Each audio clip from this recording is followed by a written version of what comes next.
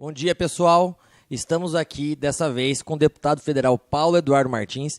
Eu até coloquei no meu Facebook que foi o primeiro voto da minha vida, o voto que eu votei com consciência, que tem me representado aqui no Congresso. Suas posições são as mesmas posições que a minha. Paulo, muito obrigado por nos receber, por estar junto aqui com a gente. Obrigado, Felipe. Fico muito honrado aí por estar honrando o seu voto e é assim que vai ser.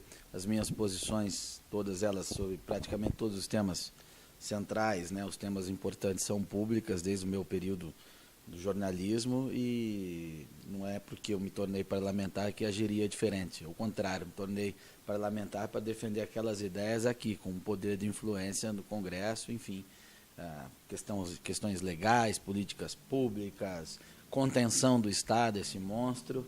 É isso. Então, não poderia ser diferente, não. Eu tinha que estar honrando teu voto mesmo. Paulo, queria que você falasse um pouco para a gente de como que está esse processo de impeachment aqui em Brasília, qual que é o clima, como que você tem sentido os outros parlamentares. O clima o impeachment é um fato consumado. Por mais que senadores fiquem plantando notinha a todo lado aí de que estão em dúvida, ninguém está em dúvida, indeciso sobre nada. Todo mundo sabe que a Dilma fez um governo corrupto, um governo que quebrou o país, mas alguns que são mais inescrupulosos, eles acabam tentando tensionar para extrair alguma coisa do novo governo. Espaço, aquela coisa toda que sempre aconteceu na política, mas que no período petista virou até uma cultura do meio. Vamos dizer assim, você buscar espaço, cargos, vantagens, qualquer outra coisa.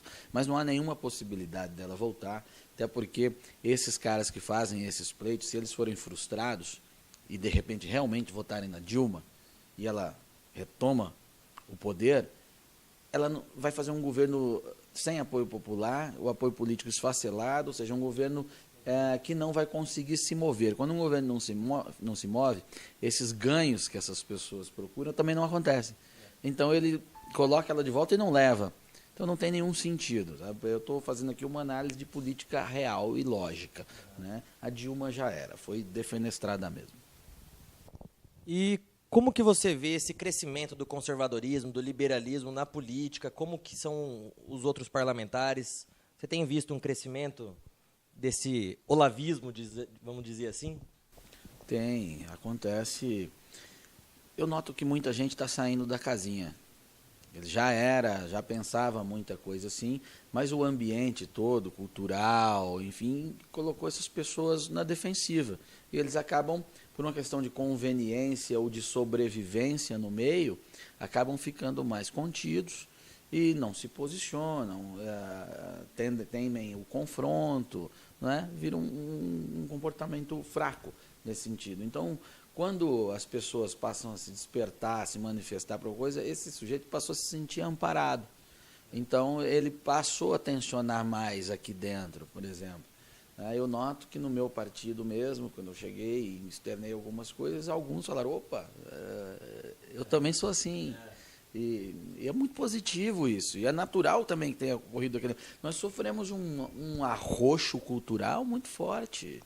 Não imagino que em outro lugar tenha acontecido tão grande assim.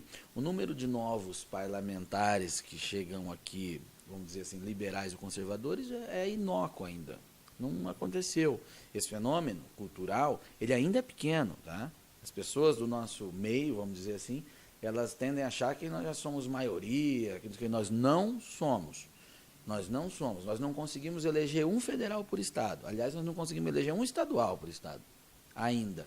A gente tem que ter noção disso, para que não nos desmobilizemos e nem também nos ataquemos com purismo daqueles que querem dar a cara e tentar conquistar esse tipo de espaço. Porque acontece muito isso e é muito chato. Não que a crítica não deva ser bem recebida, deve ser, mas é muito chato as pessoas condenarem, né, tentarem ditar regra o tempo todo, como se a gente tivesse já condição, gordura para queimar e cortar os nossos ainda que estão se dispondo. Não estamos. Mas aqui no Congresso, hoje ainda, o grande movimento é de pessoas saindo da casinha, saindo do armário, vamos dizer assim. Né? E qual que é a importância, no teu ponto de vista, das eleições municipais para essa contra-revolução cultural? Toda eleição, ela acaba sendo importante, independente do cargo, do posto, da esfera de governo que você vai estar disputando. A eleição é o seguinte, se nós temos um movimento cultural, na eleição próxima a gente tem que estar lá, e na seguinte também, na outra também, e na outra também, dependendo das competências. É claro que com competência legislativa um pouco menor, como é nos municípios, você tem resultados um pouco mais restritos, mas é lá que se começa uma carreira. É muito difícil começar uma carreira por cima, como acabou acontecendo comigo, mas não é regra, é totalmente fora. Você, inclusive, aqui precisa de um amadurecimento de uma carreira, vamos dizer assim, que eu não tive. Eu tenho um triplo de esforço aqui para entender e me colocar. Também é complexo, sabe?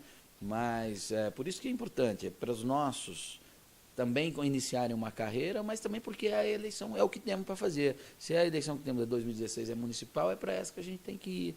Todo mundo que tem aptidão, que está disposto a fazer um sacrifício de vida, que é um sacrifício de vida, tá? Não pense que não é, que é diferente. Muitas vezes, muita gente pensa, virou deputado agora, está tranquilo. Eu não estou nada, estou nada. Quando eu era jornalista, eu tinha meus finais de semana, agora eu não tenho. Eu trabalho aqui o tempo inteiro, o ritmo aqui é bem puxado, é bem pesado mesmo.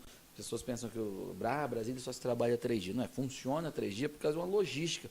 Os deputados não conseguem chegar e depois voltar para os estados em mais tempo, para a base que ele representa. Então tem esse problema. Então nesses 3 dias que está aqui, comprimido, exceto quando o Valdir Maranhão resolve esculhambar tudo, o ritmo é frenético, é muito normal sair daqui meia-noite, sair daqui 4 horas da manhã, 4h30. Teve um dia que sair daqui 4h30, às 9 estava aqui de volta já debatendo as coisas, porque é assim, o ritmo é pesado, e chega no fim de semana, você tem que correr, falar com as pessoas que trabalham contigo, que votaram em você, são eventos, tem que expor, tem que palestrar, eu faço muito isso, vai em debate, vai... A atividade política é isso, ela é sobretudo de convencimento e de prestação de contas, não é?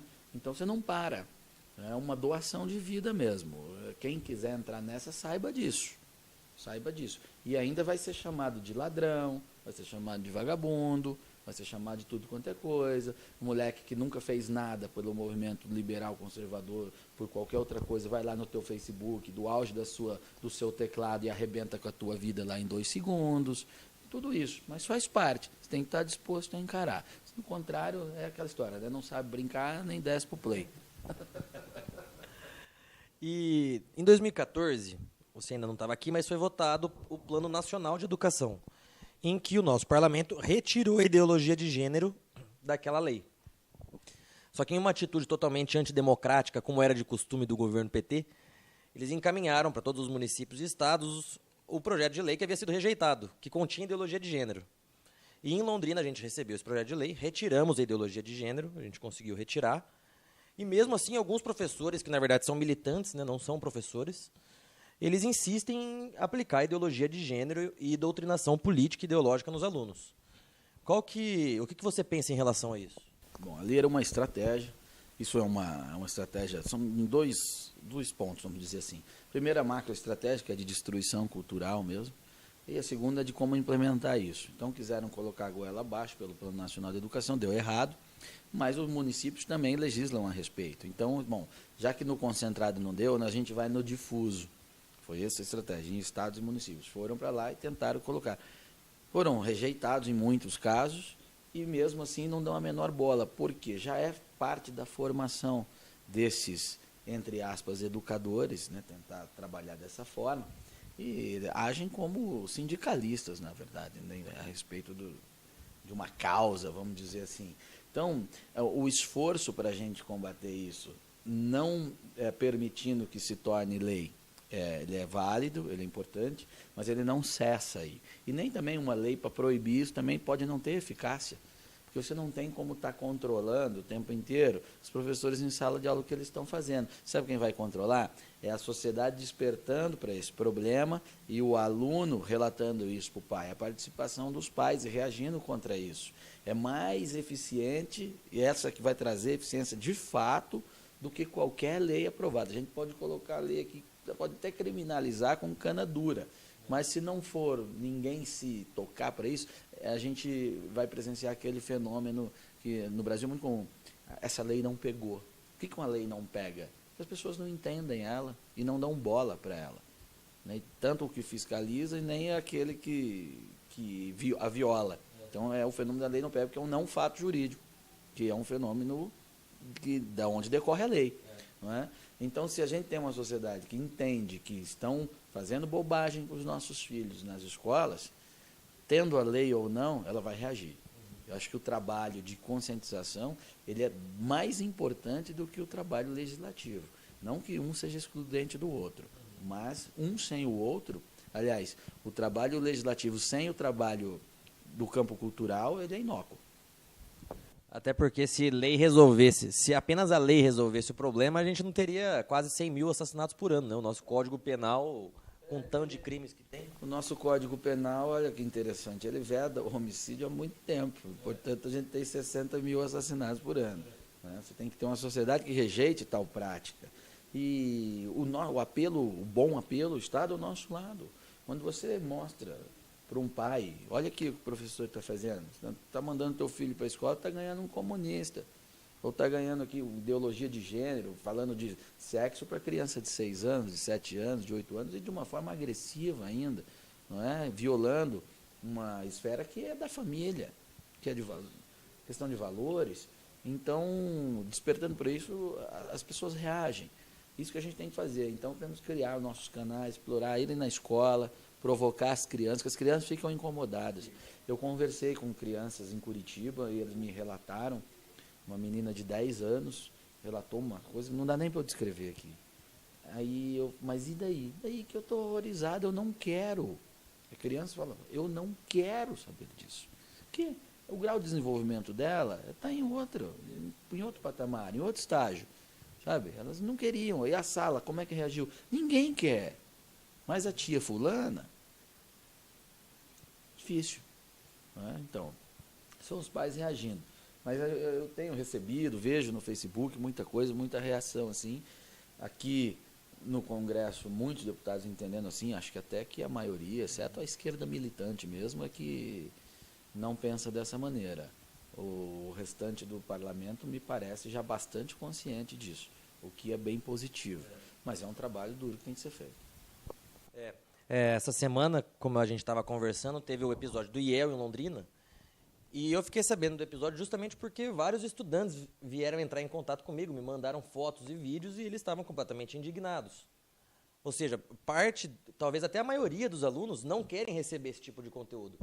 Só que os militantes, travestidos de professores, com uma suposta alegação de diversidade e liberdade, ignoram a liberdade daqueles que não querem esse tipo de conteúdo, né? E qual que é a importância do projeto Escola Sem Partido? Como que está ele aqui no Congresso? Agora há uma comissão para discutir o projeto e eu acho que esse já é um dos resultados da reação que eu estou tentando descrever aqui, tentei descrever na pergunta anterior que você fez. Se vai para frente, não vai, ainda é cedo para dizer. Eu acredito que dê frutos, porque, como eu acabei de dizer, boa parte do Congresso já entende que é um problema. Certamente vai haver aí um questionamento que é legítimo. Deve ser por uma imposição legal, isso não é um atentado à liberdade ou não, que é uma discussão realmente relevante. E o que acontece? Mas o problema da doutrinação está claro para todo mundo. E isso é fantástico. Isso, Escola Sem Partido, o trabalho do Miguel Najib, iniciado por ele, já conseguiu. Ele já pautou isso para o país. Né? Já pautou. Então, se vai passar ou não, tomara que passe. Mas mesmo que não passar, a questão do debate jamais vai cessar, a mobilização em torno do Escola Sem Partido pode não ser por um projeto de lei, mas pode ser por denúncias públicas, enfim, as possibilidades são muitas. O que nós estamos entendendo, nós temos que entender, é que nós precisamos de uma sociedade, em algum grau, mobilizada sempre. A questão da Escola Sem Partido é essa, é um grau de mobilização permanente que a gente tem que ter. Ele não cessa com a aprovação de um projeto de lei, jamais. Esse, outros problemas ou outras questões. Esse é um fenômeno bem interessante que está acontecendo no Brasil. Nossa sociedade nunca esteve tão mobilizada assim. Isso é muito bom. Eu citei a palavra fenômeno algumas vezes aqui, mas porque a sociedade nossa está num nível de transformação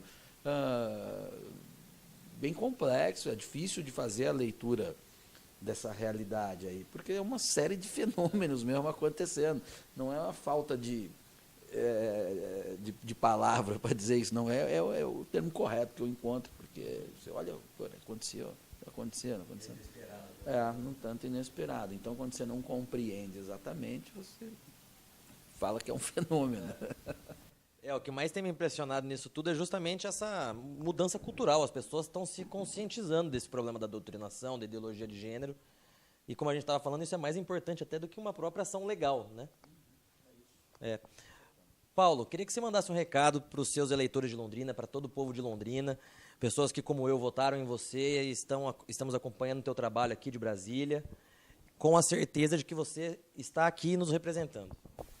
Legal, eu quero agradecer todo o apoio que eu recebi em Londrina, nós tivemos a reunião lá, o padre Paulo Ricardo ajudou muito, o pessoal todo também de Londrina se mobilizou, foi muito legal aquele evento, né, muito importante. A votação foi muito boa, eu ainda não pude me organizar da forma que eu quero para retornar a todos os lugares que eu visitei durante a campanha, para a gente conversar novamente, expor o que está acontecendo aqui e também agradecer, mas farei isso ainda nas próximas semanas, eu espero, é uma questão de equipe e tal, aqui para mim ainda está um pouco tudo provisório, eu ainda cheguei na véspera do impeachment, isso aqui está uma loucura e está me consumindo, vamos dizer assim, eu mal pude fazer esse trabalho que é absolutamente necessário ainda. Eu peço a compreensão de vocês, mas eu não abandonei ninguém, não. Vou voltar lá e nós vamos agitar muita coisa ainda, porque tem muita coisa a fazer.